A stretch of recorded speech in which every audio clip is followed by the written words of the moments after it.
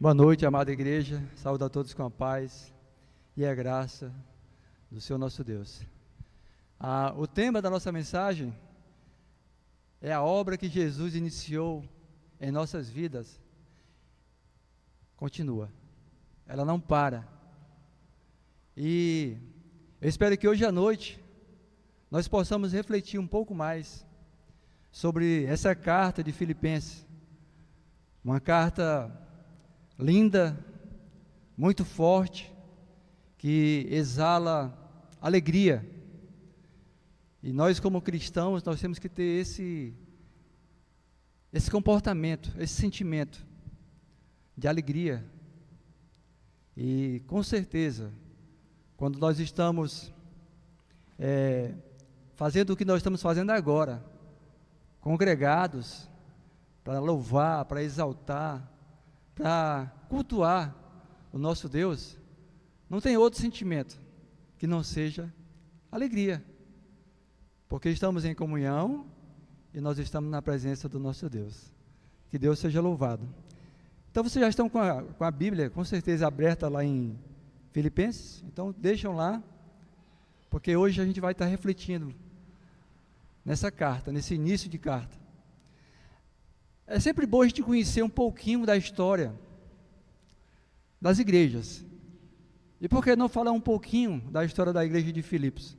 A igreja de Filipos, ela nasceu durante a segunda viagem missionária do apóstolo Paulo, mais ou menos no ano 51 da era cristã. Então Paulo estava em Antioquia, e nós podemos ler isso aí lá em Atos, capítulo 15, versículo 36. Paulo estava lá em Antioquia, ele convidou Barnabé para juntos retornarem e irem até aqueles irmãos aos quais eles haviam pregado a palavra de Deus. Mas é interessante, irmãos, que teve um pequeno probleminha. Barnabé queria levar João Marcos com ele, e Paulo não concordou, e a coisa ficou um pouco séria ao ponto deles se separarem. Barnabé foi com João Marcos numa direção, e Paulo chamou Silas, e os dois fizeram o que Paulo desejava, que era visitar os irmãos por onde haviam pregado o evangelho. Mas quando eles estavam pregando, aliás, quando eles estavam percorrendo a região frígio-gálata, foram impedidos pelo Espírito Santo de pregar a palavra naquela região. Estranho, né? O Espírito Santo impediu de que o evangelho fosse pregado naquela região. Atos capítulo 16, versículo 6 ao 9. E numa noite, Paulo teve uma visão. Um varão da Macedônia pedia ajuda a Paulo, para que ele fosse levar a palavra até eles. E Paulo imediatamente partiu para aquela região e chegou, enfim, na cidade de Filipos. Aqui eu gostaria que os irmãos pudessem abrir lá em Atos capítulo 16, para a gente ver o que aconteceu ali. É interessante. Atos capítulo 16, a partir do versículo 13, Paulo, 16, 13, num sábado, Paulo foi procurar um local de oração, perto de um rio, e quando ele chegou lá nesse lugar,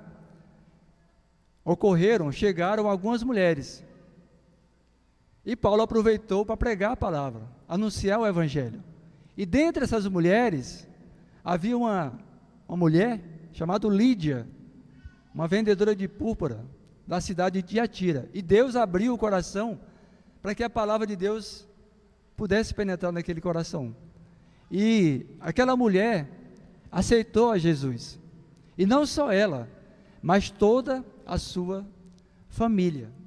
Nascia ali a congregação, a igreja de Filipos. Mas nem tudo é rosas, nem tudo são flores.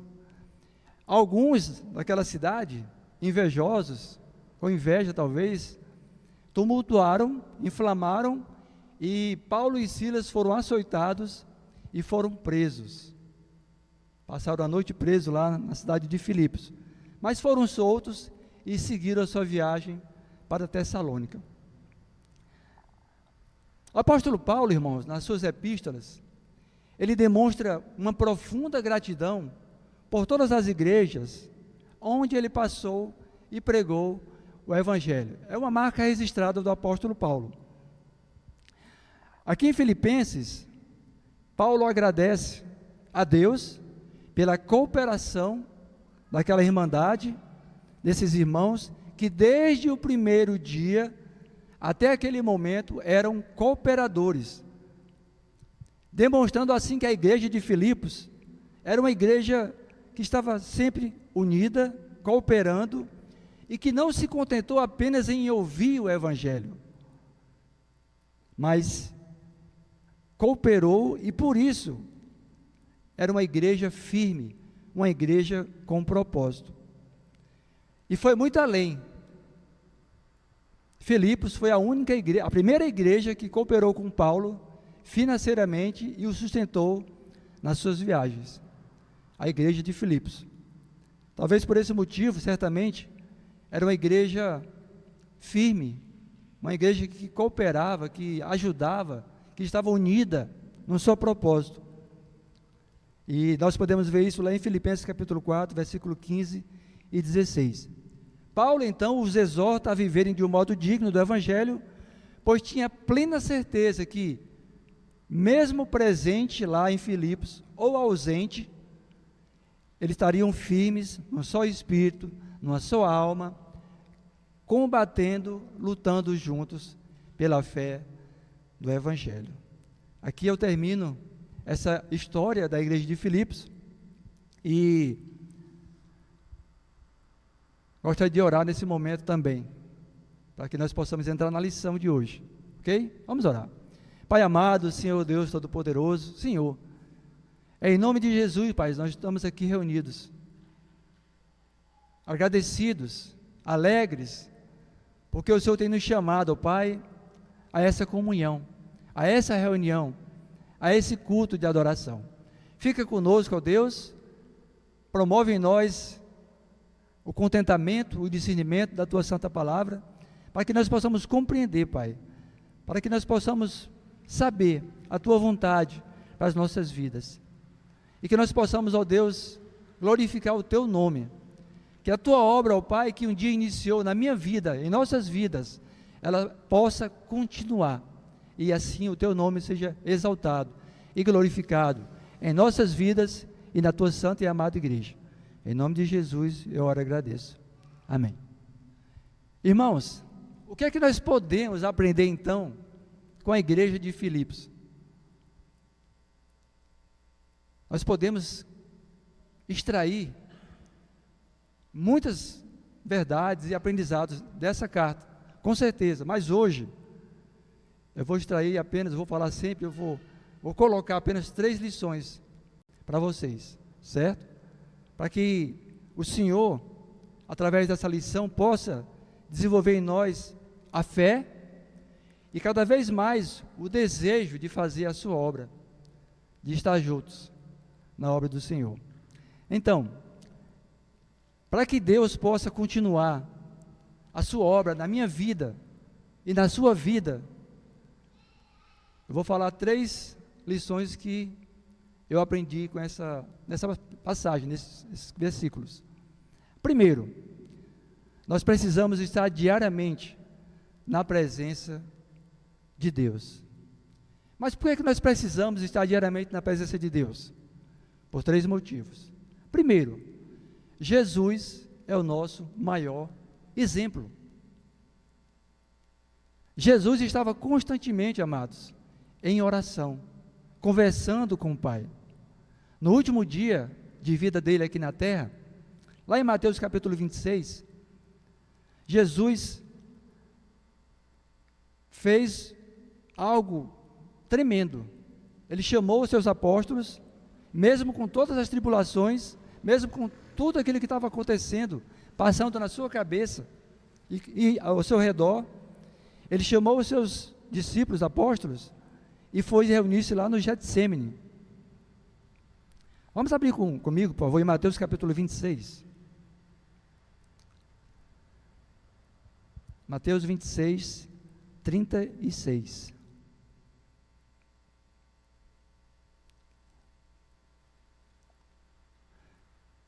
Jesus tomou talvez a decisão mais importante e difícil da sua vida. Olha o que é que diz o versículo 36 do capítulo 26 de Mateus. Foi Jesus com eles, os apóstolos, ao lugar chamado Getsêmani, e disse aos seus discípulos: assentem-se aqui enquanto eu vou ali orar. E levando consigo Pedro e os 2 filhos de Zebedeu, começou a entristecer-se e a angustiar-se. E Jesus orou, diz o texto, 3 vezes. Vejamos o versículo 42, por favor. Tornando-se a retirar-se, orou de novo, dizendo: meu Pai, se não é possível passar de mim esse cálice sem que eu beba, faça-se a tua vontade. Jesus aqui orou a Deus numa situação tão difícil, tão complicada, e tomou a decisão talvez mais difícil da sua vida. Aceitou dar a sua vida por mim, por você e por todos nós. Em Lucas capítulo 6, versículo 12 e 13, diz que Jesus passou uma noite toda em oração. Então Jesus é o nosso maior exemplo que nós podemos ter acerca de estarmos diariamente na presença de Deus. Jesus ensinou os apóstolos e também nos ensina a forma como nós devemos orar ao nosso Deus. Abra por favor em Mateus capítulo 6, versículo 5. Mateus 6, versículo 5.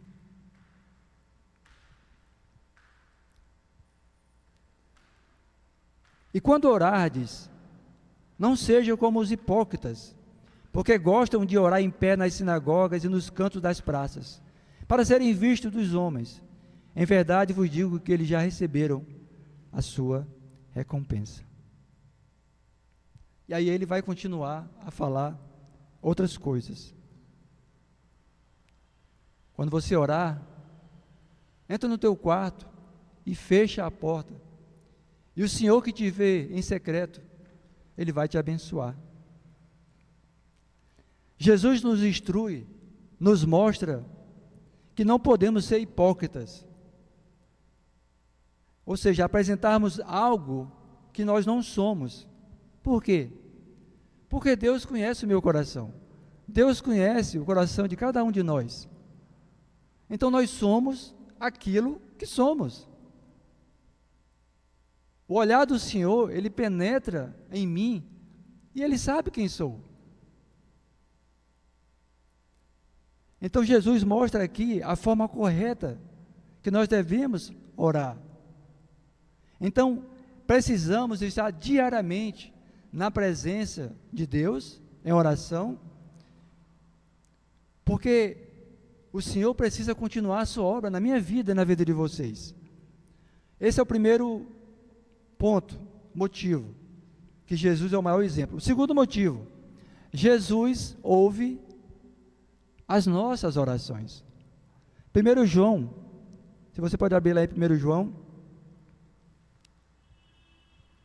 capítulo 5, versículo 14, olha o que ele fala. 1 João 5, 14.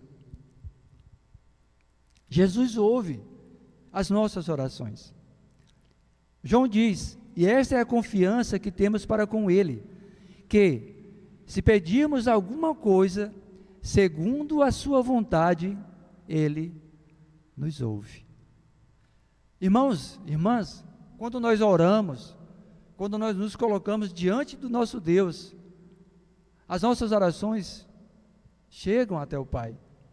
Ele nos ouve. Então esse é o segundo motivo porque nós devemos orar todos os dias. Jesus nos ouve. O terceiro, Ele nos ouve e Ele atende às orações segundo o seu propósito, segundo o seu querer. Versículo 15, mesmo capítulo de João. E se sabemos que Ele nos ouve quanto ao que lhe pedimos, estamos certos de que obtemos os pedidos que lhe temos feito. Então Jesus nos ouve e vai fazer a sua vontade, a vontade dele, que é soberana. Então nós temos 3 motivos para estar diariamente na presença de Deus. Jesus é o nosso maior exemplo. Jesus nos ouve e Jesus atende, segundo a sua vontade, os nossos pedidos. Então essa é a primeira lição. Nós precisamos estar diariamente na presença do nosso Deus. A segunda lição, para que Deus possa continuar a obra dele na minha vida, eu preciso viver com alegria a minha vida com Cristo. Essa carta de Filipenses fala sobre a alegria. Irmãos, é difícil você ter uma convivência com alguém quando você não tem alegria, quando você só vive tristeza, dificuldades e não sabe ter contentamento, alegria. Nós devemos ter alegria. Jesus falou que nesse mundo nós teríamos tribulações, mas ele fala: tem de bom ânimo, eu venci o mundo. Um exemplo bastante conhecido, e vocês conhecem, é do apóstolo Paulo. Atos capítulo 16, versículo 23 ao 25. Paulo está na prisão com Silas, algemado, amarrado aos pés no madeiro. Ele está fazendo o quê? Chorando, se lamentando, praguejando? Não. Ele está fazendo o quê? Louvando a Deus. Muito bom, Benjamin, gostei. Louvando a Deus e orando. Vejam que exemplo maravilhoso, irmãos. Uma situação calamitosa, ruim, mas Paulo e Silas estão louvando a Deus, confiando no Senhor. Então nós, como cristãos, irmãos, nós temos que ter alegria. É difícil você ver um cristão sempre com cara feia, reclamando e triste. É meio complicado isso aí, não é para ter, não é para ser.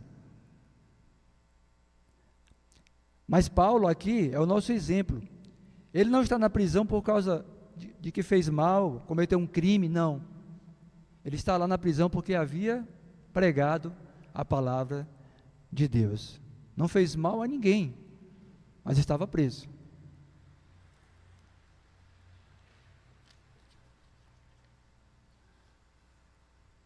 Paulo tinha no seu coração alegria de uma comunhão verdadeira com Cristo.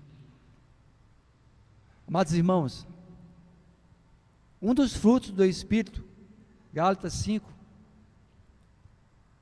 o primeiro fruto é o amor, o segundo fruto é a alegria, é o segundo fruto do Espírito. Então nós devemos buscar esses frutos.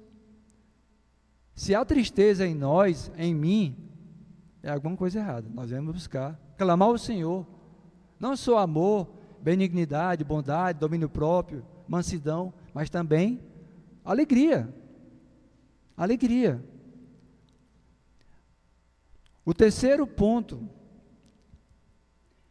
para que o Senhor continue a operar, a continuar a sua obra na sua vida e na minha, nós precisamos viver uma vida sincera, esperando a volta de Cristo.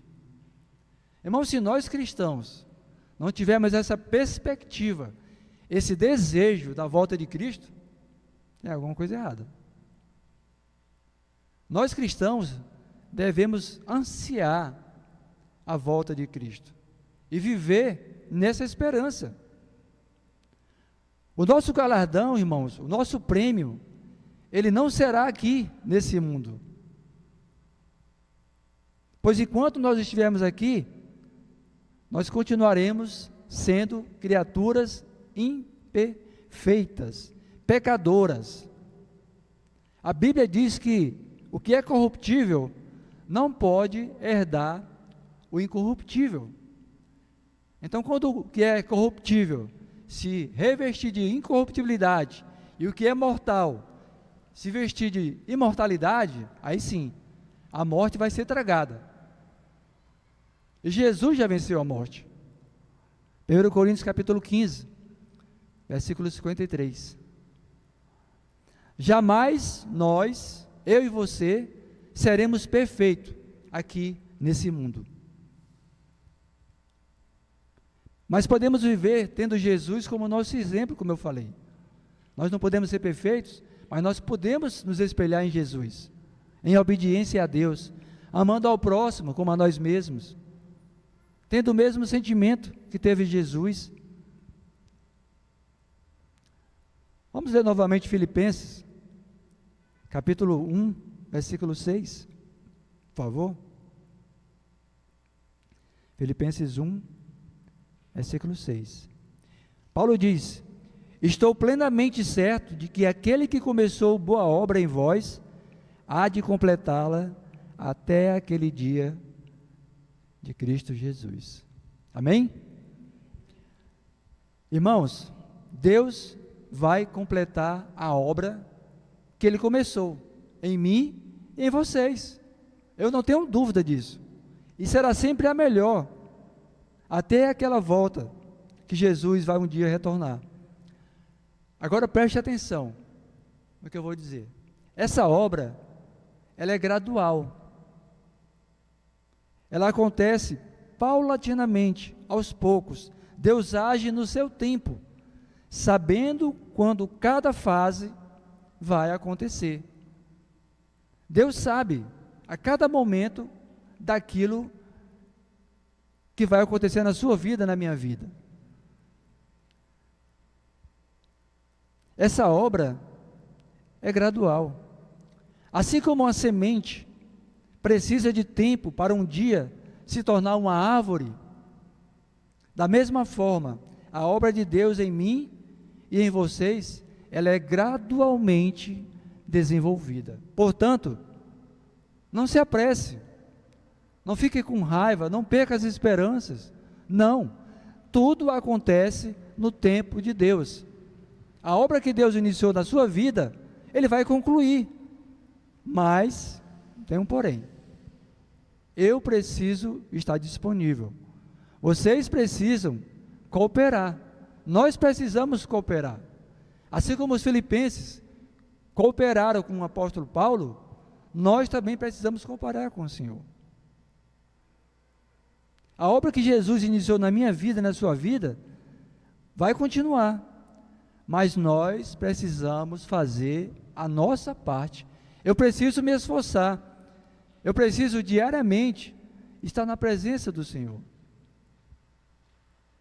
Eu preciso ter alegria no meu cristianismo, na minha vida, com a irmandade, na igreja, lá fora. Eu preciso esperar Jesus Cristo ansiosamente e falar de Jesus, falar das boas novas. Arrependa-se, Jesus está voltando. Então, os filipenses eram motivo de alegria para o apóstolo Paulo, e eu espero que eu e que vocês, que nós também sejamos motivo de alegria para o Pai, para Deus. Deus um dia vai colocar você, assim como Ele já me colocou, e com certeza já colocou alguns de vocês, ou todos, não sei, mas Ele vai colocar você numa situação que você jamais esperaria que isso acontecesse. Por quê? Porque se você fizer a vontade de Deus, se você cooperar com o Senhor, Ele vai trabalhar na sua vida e vai te colocar numa posição, num local naquele estágio que você desenvolveu, que você cresceu, que você jamais imaginaria que isso aconteceria. Mas para isso, nós temos que cooperar. Nós temos que fazer a nossa parte. Que Deus nos abençoe, que Deus cada vez mais nos encha da sua vontade, da sua plenitude, e que nós possamos desenvolver em nós esse discernimento da vontade de Deus, e que Deus seja glorificado. Amém?